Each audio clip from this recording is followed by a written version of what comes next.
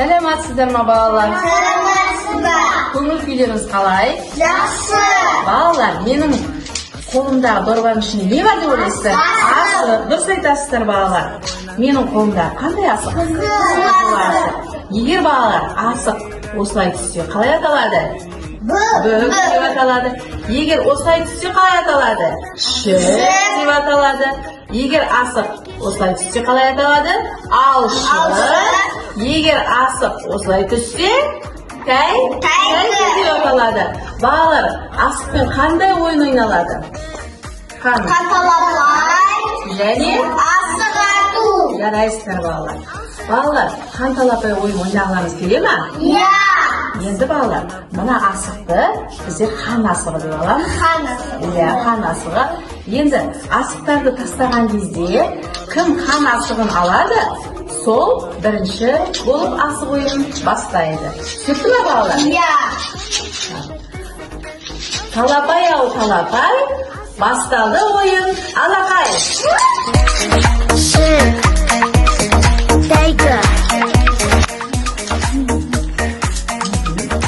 Қан асығы кімге түсті балалар? Айын. Қайсы? Иә, енді ойынды айын бастайды, иә? Енді асықты дорбаларына салып алыңдар. Ойнап ләй-ләй, кешке дейін асықты, ойнап едік ләй. Балалар, енді асығымызды түзейдіңіздер асығымызды. Едік ләй-ләй. Қолыңа ал асықтың, қандай жеті түсіктің, алшы тәйке шөппен бүк, асығыңды жерге тік. Бүк, шәк, тәйкі, алшы. Бүк, шік, тәйкі, алшы. Шеке алып қолыма, асық ойнап ләй-ләй. Мұнша бала таңғалып, тұрсақ ойнап ләй-ләй. Осы асықпен жетілген, батырларым ләй-ләй. Бұл асықты ойнаған. Балалар, сіздерге қанталапай ойыны ұнады ма? Иә.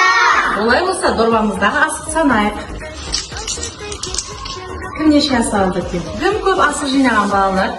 7 асық кім?